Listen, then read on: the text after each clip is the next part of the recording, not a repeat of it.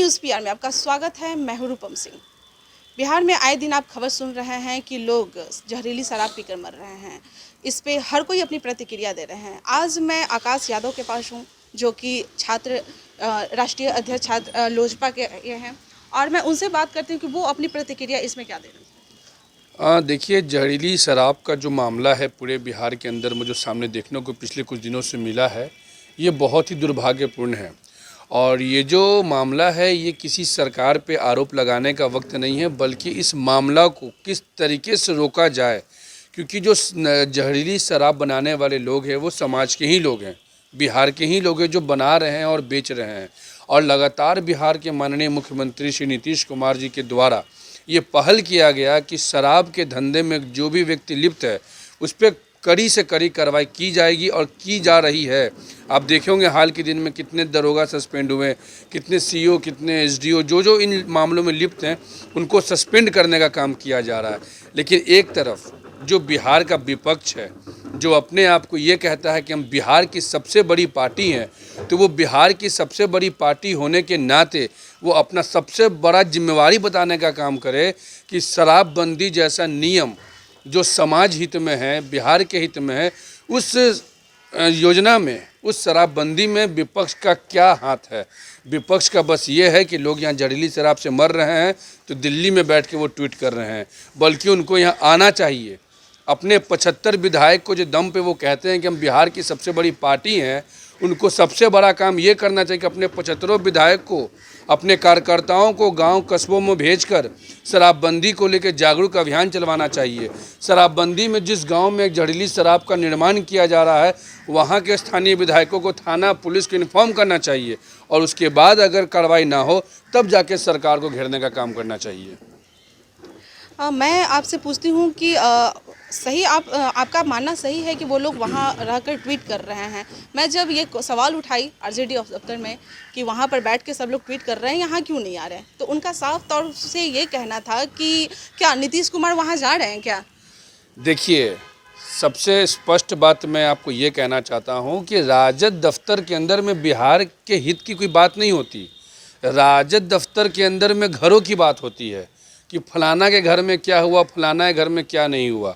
बिहार के माननीय मुख्यमंत्री नीतीश कुमार जी कहाँ जाते हैं और कहाँ नहीं जाते हैं ये हमें बताने को और राष्ट्रीय जनता दल के साथियों को बताने की ज़रूरत नहीं है। आपके नेता अगर ट्वीट कर रहे हैं और आप ये कहते हैं कि हम बिहार की सबसे बड़ी पार्टी हैं, हर तरफ एक ही बात कि सबसे बड़ी पार्टी हैं, तो आप अगर सबसे बड़ी पार्टी हैं तो आपका सबसे बड़ा योगदान क्या है बिहार के जनता के बीच में। आज इतने सारे लोग जहरीली शराब से पीकर मरे हैं और उनके पूरे परिवार के साथ हम लोग का संवेदना है, दुख है कि उनके परिजन पे आज क्या बीत रहा होगा। लेकिन ये जो मसला है शराब का, जहरीली शराब का, ये समाज से जुड़ा हुआ मसला है और ये कुछ सरकार के ऊपर फेंकने वाला चीज़ नहीं है कि हम बिहार के मुख्यमंत्री हैं तो मेरे ही लिए सब कुछ है। ये जनता का चीज़ है, समाज का चीज़ है। मुख्यमंत्री ने भी कहा है कि छठ पूजा के बाद और भी सख्त ढंग से प्रतिक्रिया किया जाएगी। तो क्या मतलब छठ पूजा तक क्या उनको भगवान के भरोसे छोड़ दिया जाएगा, उन्हें मरने के लिए भगवान के भरोसे मैं आपको बता दूं कि माननीय मुख्यमंत्री श्री नीतीश कुमार जी ने कहा है कि छठ पूजा के बाद स्पेशल टीम को गठित कर पूरे बिहार के अंदर में शराबबंदी का समीक्षा की जाएगी। पूरे जिले स्तर पे जिस प्रकार की गड़बड़ियाँ सामने में आ रही है उस पर कार्रवाई की जाएगी, क्योंकि अभी लोक आस्था का महापर्व छठ चल रहा है। छठ व्रतियाँ घाट पर जा रही हैं, पूरा का पूरा माहौल भक्तिमय हो चुका। तो जो कार्रवाई की जो बात आ रही है वो कार्रवाई की बात उन्होंने कहा है कि छठ पूजा के बाद स्पेशल टीम बैठाकर हम पूरे बिहार में, सिर्फ उन जगहों पर नहीं जहाँ पर ये कांड हो रहा है, पूरे बिहार के 38 जिलों में शराबबंदी की वो समीक्षा करने का काम करवाएंगे।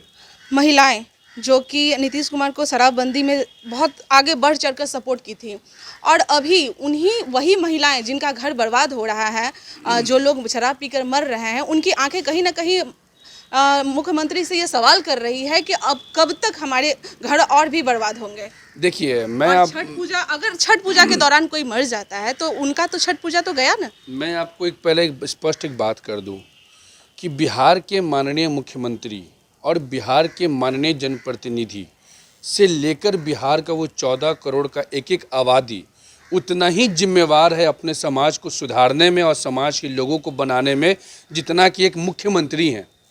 और ये जो शराबबंदी का जो घटना सामने में आया है, मैं आपको बार बार ये कह रहा हूँ, ये समाज का चीज़ है।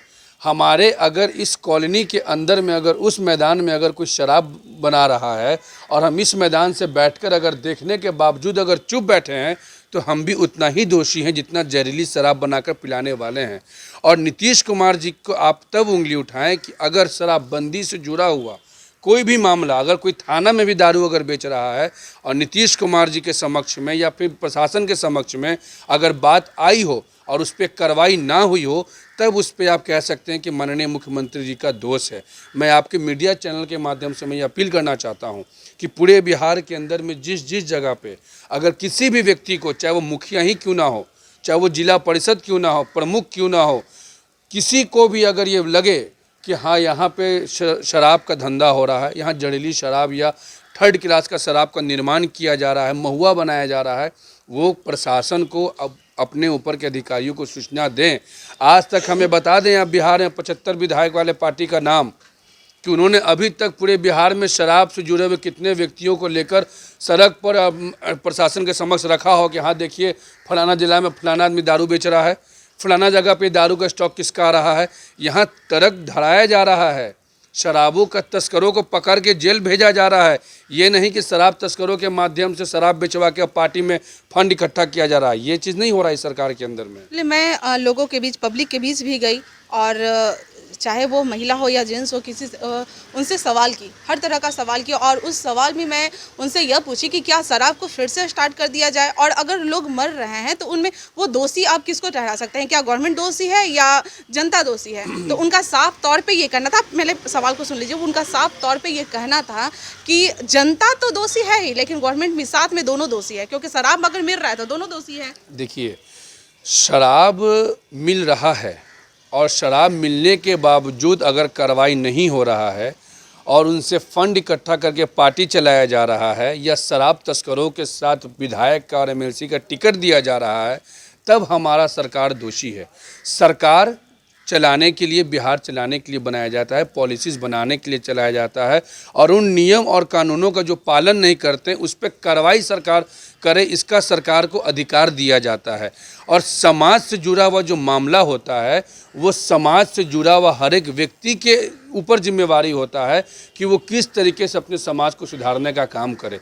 अगर मैं आपको बार बार कह रहा हूं कि अगर हमारे मोहल्ले में अगर शराब मिल रहा है और इसकी मुझे जानकारी है, तो मैं एक जिम्मेवार नागरिक होने के नाते मैं माननीय मुख्यमंत्री के शराबबंदी योजना को, शराबबंदी नियम को सफल बनाने के लिए मैं गुप्त सूचना देने का मैं काम करूंगा।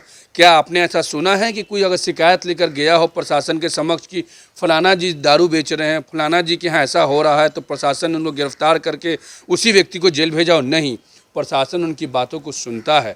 और जो भी मामला शराबबंदी से जुड़ा हुआ, जिन जिन लोगों ने शराबबंदी का हनन करने का काम किया है, बिहार सरकार ने उन पर कड़ी कार्रवाई करने का काम किया है। ये पूरे बिहार के समक्ष है। आप भी एक युवा हैं, उदय नारायण चौधरी का मानना है, आपने सुना होगा उनका क्या कहना था। उनका कहना था कि शराबबंदी को फिर से लागू कर दिया जाए, इससे जवानों की जवानी जा रही है, युवा की बेरोजगारी बढ़ रही है। क्या रियल ऐसा क्या सही है, करना होगा? देखिए, शराबबंदी का जो माननीय मुख्यमंत्री जी का जो उद्देश्य रहा वो पूर्ण रूप से युवा के हित में और बिहार के हित में रहा है। शराबबंदी को लेकर जो भावना विपक्ष का रहा है वो किसी भी तरीके का सही कभी भी नहीं रहा, क्योंकि उन लोगों ने शराबबंदी को हमेशा या तो फ्लॉप करने के फिराक में लगे, सफल करने के फिराक में नहीं लगे। कौन पिता चाहता है कि उसका बेटा दिन रात दारू पी के गिरा रहे रोड पे? कौन माँ चाह रही है कि उनका पिता शराब पी के दिन भर गिरा रहे? तो जो बिहार के युवा हैं, खासकर महिलाएं, आज बिहार में शराबबंदी का ही देन है कि पटना के गांधी मैदान से लेकर आप पटना महेंद्रो घाट तक लड़कियाँ, खासकर महिलाएँ सुरक्षित अपने घर से कॉलेज आ रही हैं, कोचिंग से घर आ रही हैं। नहीं तो वही बिहार था कि जब शराब चालू था तो शाम के 6 बजे के बाद मगध महिला कॉलेज से निकलकर कोई एनआईटी मोड़ तक लड़कियां नहीं जा पाती थी। आज लड़कियां बेधड़क होकर चल रही हैं। समाज की जो कुछ गलतियां हैं, कुछ जो कमियां हैं, उसको हम समाज के लोगों को ही मिलकर सुधारना पड़ेगा। और नशाबंदी को लेकर, शराबबंदी को लेकर माननीय मुख्यमंत्री नीतीश कुमार जी का जो पहल रहा है शुरुआती दौर से, ये अद्भुतपूर्ण है। और ये युवाओं के हित में है। आप अन्य प्रदेशों में अगर आप जाकर देखेंगे कि शराबबंदी से क्या इफ़ेक्ट है वो आपको दिखेगा। और बेरोजगारी का बात राष्ट्रीय जनता दल के लोगों के मुंह से शोभा नहीं देता। अगर किसी ने बिहार के युवाओं को सबसे ज़्यादा बेरोजगार किया, हर तरीके का बेरोजगारी, एडमिशन से लेकर नौकरी से लेकर राजनीतिक बेरोजगारी, तो वो राष्ट्रीय जनता दल ही है। और राष्ट्रीय जनता दल के लोगों के मुंह से किसी भी तरीके का बिहार हित का बात आज तक सुनने का काम बिहार की जनता ने नहीं किया होगा। हेलीकॉप्टर भी आएगा चुनाव के वक्त में, दौड़ा भी जाएगा चुनाव के वक्त में, इसके अलावा जनता के बीच में कभी जाने का नहीं। चमकी बुखार हुआ किसने देखा? आज भारत में 100 करोड़ कोरोना वैक्सीन लगा, बिहार के अंदर में 38 जिला के अंदर में लोगों को second dose first dose corona का लग गया। इन लोगों ने तारीफ़ किया, पूछने जाइए, खुद लगाया लोग स्पुतनिक मेदांता में जाकर, और यहाँ बात गरीबों का करेंगे। तो जैसा कि आपने सुना कि आकाश यादव का क्या कहना था, उनका कहना था कि शराबबंदी को लेकर जो नीतीश कुमार ने जो पहल की है वो एक अद्भुत है, और साथ ही साथ उन्होंने जनता के लिए एक संदेश भी छोड़ा है। उनका कहना है कि जनता अगर कहीं पर भी शराब बिक रही है तो उसके लिए शिकायत दर्ज करे ताकि समाज भी सुधर सके। और भी खबरों के लिए बने रहे न्यूज़ PR के साथ। धन्यवाद।